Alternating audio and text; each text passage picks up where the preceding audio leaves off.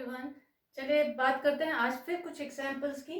तो एग्जांपल्स में हम वो एग्जांपल्स ले रहे हैं जो हमारी एनसीईआरटी क्वेश्चंस में बुक में भी होगी। तो एनसीईआरटी के क्वेश्चंस पकड़ते हैं जो इनइक्वालिटी पे बेस्ड है, जिनमें बच्चों को थोड़ी बहुत प्रॉब्लम होती है। चलिए हमारा पहला क्वेश्चन है कि show that the relation R on R of all real numbers defined as R is equals to set of ordered pair A b such that A is less than equals to B square is neither reflexive nor symmetric nor transitive.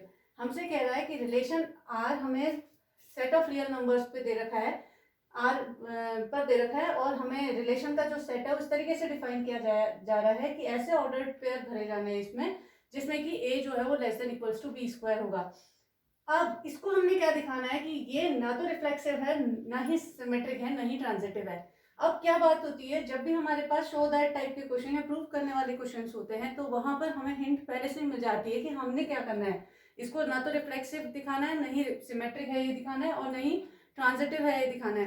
तो अब इसमें हमें कुछ pairs ऐसे ढूंढने पड़ेंगे जो कि इस बात को गलत सिद्ध कर देते होंगे कि ये रिफ्लेक्सिव है, सिमेट्रिक है या ट्रांजिटिव है। तो उन्हीं पेयर्स को हमने ढूंढना है यहाँ पर। चलिए बात करते हैं क्वेश्चन से। सबसे पहली बात जो हमें इसमें समझनी है that is A is less than equals to B square. A is less than equals to B square अपने आप में क्या बात करता है? A is less than equals to B square की मीनिंग होती है कि या तो ए बी स्क्वायर से छोटा है या ए जो है वो बी स्क्वायर के बराबर है। अगर ए पहला एलिमेंट दूसरे एलिमेंट से, पहला एलिमेंट बोले तो ऑर्डर पेयर का जो एब्सिसा है, अगर वो चीज जो डोमेन है हमारी वो रेंज के स्क्वायर से छोटी मिल जाती है तब भी बात हो जाएगी, या बराबर मिल जाती है तब भी वो ऑर्डर्ड पेयर हमारे सेट में जगह पा लेगा।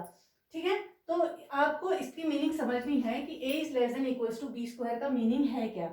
इसका मतलब है कि ए या तो बी स्क्वायर से छोटा होना चाहिए या ए बी स्क्वायर के बराबर होना चाहिए। इनमें से किसी भी एक कंडीशन को ये ओके कर देगा तो ये जो ऑर्डर्ड पेयर है वो रिलेशन वाले सेट के अंदर जगह पा लेगा।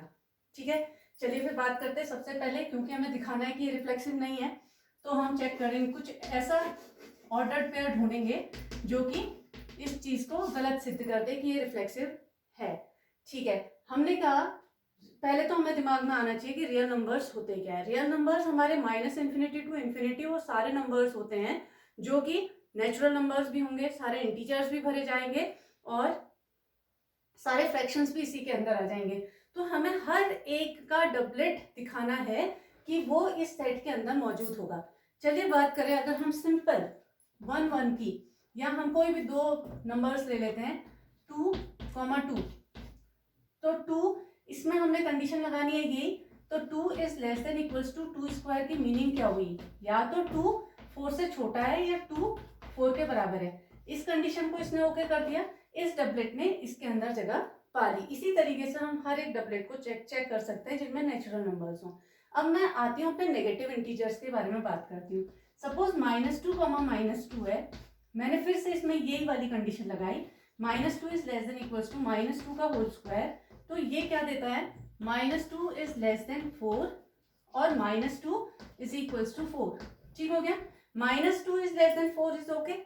ठीक हो गया, तो इस डबलेट ने भी इसके अंदर जगह पा ली। तो हम क्या देख रहे हैं कि सारे पॉजिटिव इंटीजर्स के डबलेट्स और नेगेटिव इंटीजर्स के डबलेट्स तो इसके अंदर जगह पा रहे हैं। लेकिन क्या ये बात फ्रैक्शंस के लिए भी ओके हो रही है? चलिए हमने कोई फ्रैक्शन पकड़ लिए, हमारे फ्रैक्शन हमने ले लिया 1/3, 1/3। अब मैं इसके लिए भी यही चेक करूंगी, यही कंडीशन अप्लाई करूंगी। तो 1/3 शुड बी, कंडीशन क्या है? 1/3 should be less than equals to 1/3 square. मतलब क्या हो गया जी इसका कि 1/3 को या तो 1/9 से छोटा होना है और 1/3 जो है वो 1/9 के बराबर हो। क्या 1/3 1/9 से छोटा है? नहीं। 1/3 क्या 1/9 के बराबर है? नहीं। ये दोनों इनइक्वालिटीज को, दोनों चीजों को मना कर रहा है। तो इसका मतलब है कि फ्रैक्शंस वाला डबलेट्स ये अपने सेट के अंदर अलाउ नहीं कर रहा है। तो ये किसी भी एक कंडीशन को ओके, एक चीज को ओके नहीं कर रहा है, फ्रैक्शंस को अलाउ नहीं कर रहा है उनके डबलेट्स को, तो हम कहेंगे रिफ्लेक्सिव नहीं है। तो अब इसके लिए हम बात करते हैं अपने, लिखेंगे कैसे? हमने कहा if a is an element of R for all a belongs to real numbers. ठीक हो गई, तो हमने चेक कर लिया 1/3, 1/3, लेट हमने कह दिया 1/3, 1/3 is an element of R. तो इसके लिए हमारे पास क्या कंडीशन होनी चाहिए कि 1/3 is less than equals to 1/3 square, which implies that 1/3 should be इधर इट इज लेस देन 1/9 और इक्वल्स टू 1/9। दोनों की दोनों चीजें गड़बड़ हो गई जी, तो 1/3 डबलेट जो है इसका एलिमेंट नहीं होगा। दस हम क्या लिख देंगे 1/3, 1/3 does not belongs to R, so it is not reflexive, it is not reflexive. आगे बात समझ में? ठीक है, अगली बात करते हैं हम अपने सिमेट्रिक होने की।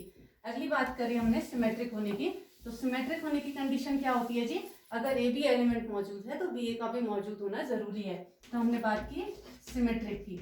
एक चीज हम गलत सिद्ध कर हमने दिखा दी कि हाँ भैया ये रिफ्लेक्सिव नहीं है, अब बाकी दो को भी हमने नहीं है ये दिखाना है।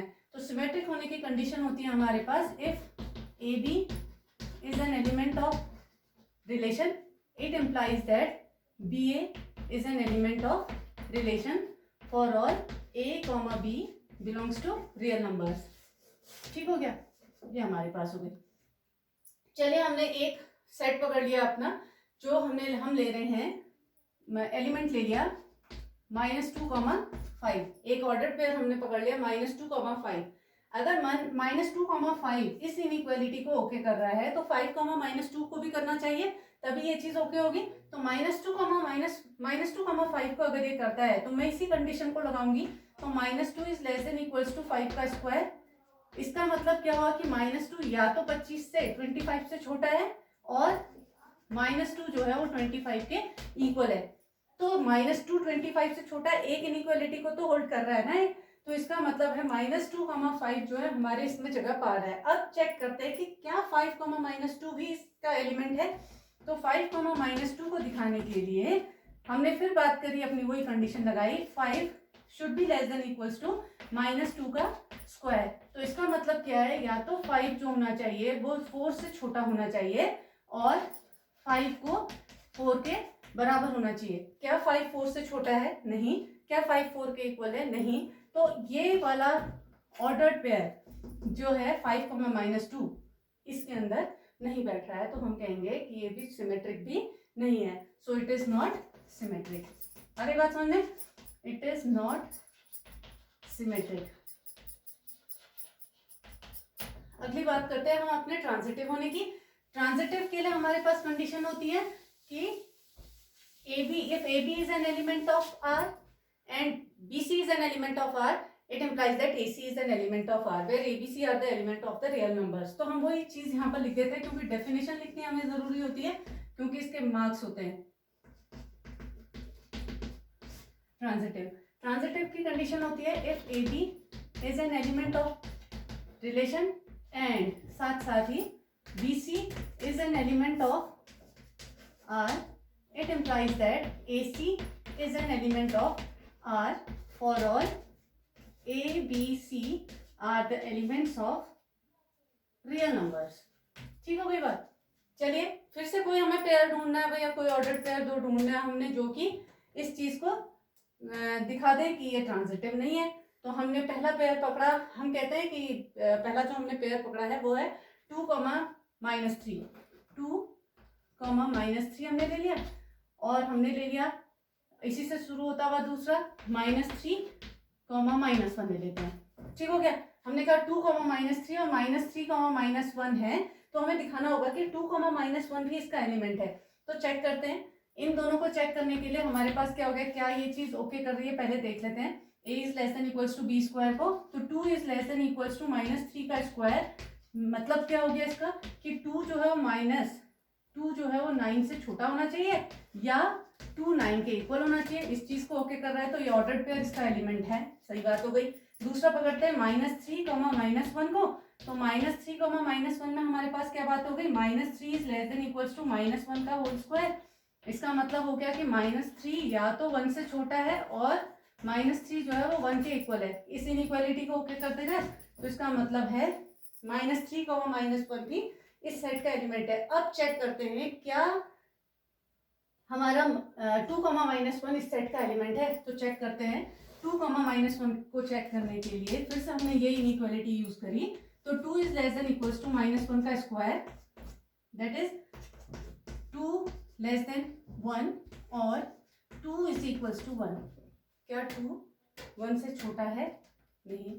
क्या 2 1 के बराबर है? नहीं। तो ये वाला ऑर्डर पेयर इस सेट के अंदर जगह नहीं पा रहा है, तो हम कहेंगे ये ट्रांजिटिव भी नहीं है।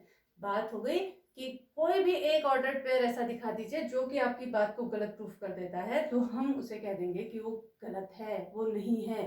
ठीक है, तो ये भी हमारा हो गया कि इट इज नॉट ट्रांजिटिव। हमने दिखा दिया कि it's neither reflexive not symmetric not transitive. अब एक और क्वेश्चन ले लेते हैं इनइक्वालिटी पे बेस।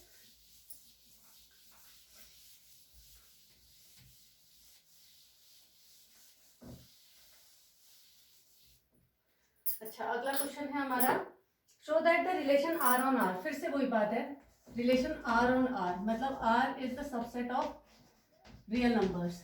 ठीक हो गया, R cross R Cartesian product of real numbers define to R। और जो रिलेशन हमारा डिफाइन किया जा रहा है वो set of ordered pair AB such that A is less than equals to B, A is less than equals to B है, is reflexive and transitive but not symmetric, is reflexive and transitive but not symmetric। ठीक हो गया, ये हमें question क्या दिया हुआ है कि रिलेशन जो दिया है आपका वो रियल नंबर्स के कार्टेशियन प्रोडक्ट का सबसेट है। हमने रिलेशन को जो डिफाइन कर रहा है ये set of ordered pair A B से such that A is less than equals to B. ऐसे एलिमेंट्स भरे जाने हैं जिसमें ए जो है या तो बराबर है बी के या लेस छोटा है बी से। ये वाला रिलेशन रिफ्लेक्सिव तो होगा, ट्रांजिटिव भी होगा, लेकिन सिमेट्रिक नहीं होगा, ये हमने दिखाना है। प्रूव करने वाले क्वेश्चंस वही बात हो गई कि जहां पे भी प्रूव करने वाले क्वेश्चन होते हैं वहां पर हमारा काम बहुत सिंपल हो जाता है। जो चीज हमें दिखानी है सबके लिए प्रूफ करके दिखा देते हैं। चलिए बात करते हैं हमारे पहले से रिफ्लेक्सिव। रिफ्लेक्सिव दिखाने के लिए कंडीशन क्या होती है? A belongs to R for all A belongs to real numbers। सबके लिए चेक कर लेते हैं, क्योंकि A is less than equals to B का मीनिंग मैंने आपको क्या बताया कि A is less than equals to B का मीनिंग है या तो A B से छोटा होना चाहिए और A is equals to B। कोई भी एक कंडीशन को ओके कर देगा तो सेट जो ऑर्डर पेयर है सेट के अंदर जगह पा लेगा। ठीक है, बात करते हैं A बिलोंग्स टू R की, तो कोई भी एलिमेंट ले लीजिए वो अपने बराबर तो हो गई, तो एक कंडीशन को तो ओके कर ही रहा है, तो इट इज रिफ्लेक्सिव। रिफ्लेक्सिव तो हो गया।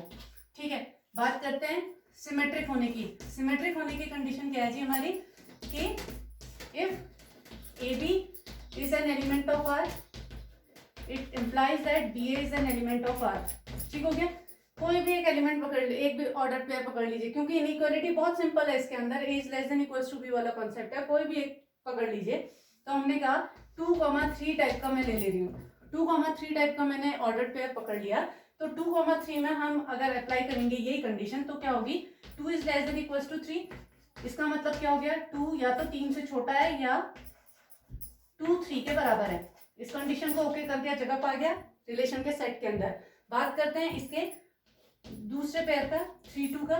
3 2 के लिए 3 जो होना चाहिए या तो छोटा होना चाहिए 2 से या 3 इक्वल्स टू 2 होना चाहिए। अब 3 कहाँ 2 से छोटा है और कहाँ 2 के बराबर है, इस दोनों में से किसी भी एक चीज को ओके नहीं कर रहा है, तो ये वाला ऑर्डर पेयर इसके अंदर जगह नहीं पा रहा है। एक ही हमने दिखा दिया ऑर्डर पेयर जो इस बात को गलत प्रूफ कर देगा है इस डेफिनेशन को, तो ये बात ये सेट के अंदर नहीं पा सकता जगह, तो हमारा ये सिमेट्रिक नहीं हुआ। अगली बात करते हैं हम अपने ट्रांजिटिव होने की। ट्रांजिटिव होने के लिए हमारे पास कंडीशन क्या होती है जी? बहुत बार पढ़ लिया अब ये। ट्रांजिटिव होने की कंडीशन है हमारी कि a B is an element of R and b c is an element of R. It implies that a c is an element of R for all a b c are the element of real numbers. ठीक हो गया, बात करते हैं अगर a b R का element होगा तो वो इस कंडीशन को ओके करेगा। हम कह रहे हैं ये हैं, ए भी आर का एलिमेंट है और बी सी भी आर का एलिमेंट है, तो ए सी को भी आर का एलिमेंट होना चाहिए। ठीक है, बात करते हैं इस कंडीशन में बैठा देते हैं पहले वाले से मुझे, if A B is an element of R तो हमें क्या मिलता है कि a is less than equals to b, इसको एक इक्वेशन कह देते हैं। दूसरा हम कह रहे हैं bc is an element of r, इससे मुझे क्या मिलता है b is less than equals to c, इसको हम दूसरी इक्वेशन कह देते हैं। दोनों इक्वेशंस को ऐड कर देते हैं तो हमें क्या मिलता है a plus b is less than equals to b plus c। हटा देते हैं, क्या मिला a is less than equals to c, a is less than equals to c को अगर बात की जाए तो ac is an element of r। तो ये चीज हमने प्रूफ करके दिखा दी कि अगर a भी एलिमेंट है r का और bc भी एलिमेंट है r का तो ac भी एलिमेंट होगा r का। तो हमारे ट्रांजिटिव और रिफ्लेक्सिव तो है ये सेट, लेकिन रिलेशन वाला सेट, लेकिन सिमेट्रिक नहीं है। चलिए अब ये सारे क्वेश्चंस हमने कर लिए, अब कुछ बात करते हैं अपने इक्विवेलेंस रिलेशन के बारे में। इक्विवेलेंस रिलेशन क्या कहता है कि वो रिलेशन को हम इक्विवेलेंस रिलेशन कहेंगे जो रिफ्लेक्सिव भी होता होगा, सिमेट्रिक भी होता होगा और ट्रांजिटिव भी होता होगा। इतने बारी मैंने आपसे बात भी करी थी पहले, अगर आप रिफ्लेक्सिविटी को, सिमेट्रिक होने को और ट्रांजिटिविटी को ध्यान से पढ़ लेंगे तो ये कॉन्सेप्ट हमारा आगे काम आने वाला है। तो इक्विवेलेंस रिलेशन वो रिलेशन है जो कि रिफ्लेक्सिव भी होना चाहिए, सिमेट्रिक भी होना चाहिए, ट्रांजिटिव भी। अब ऐसा नहीं चलेगा कि रिफ्लेक्सिव और ट्रांजिटिव तो है, सिमेट्रिक नहीं है तो वो इक्विवेलेंस हो जाएगा, नहीं, तीनों की तीनों कंडीशंस को ओके करना पड़ेगा, तब जाके वो रिलेशन जो होगा वो इक्विवेलेंस रिलेशन होगा। चलिए बात करते हैं इक्विवेलेंस रिलेशन के बारे में।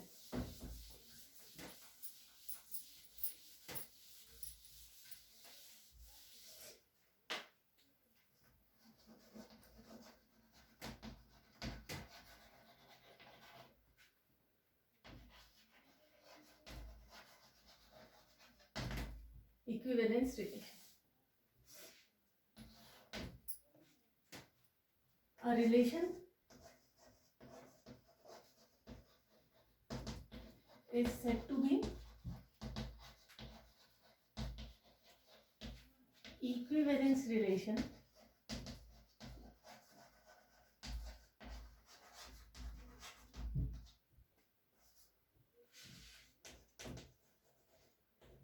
if and only if it is reflexive,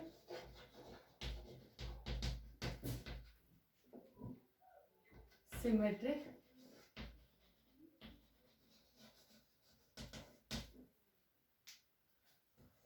as well as transitive.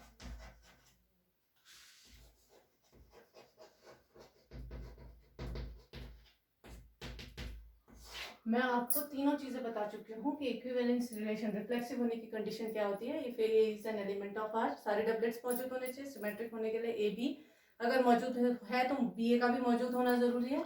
और तीसरी हमारे पास ट्रांजिटिव होने के लिए ए बी अगर एलिमेंट है आर का और बी सी एलिमेंट है आर का तो ए सी भी एलिमेंट होना चाहिए आर का। ये हम बात कर चुके हैं कई सारी, फिर से इन पे हमने कुछ एग्जाम्पल्स लेने होंगे। चलिए उन एग्जाम्पल्स के बारे में नेक्स्ट लेक्चर में बात करते हैं। तब तक के लिए थैंक यू।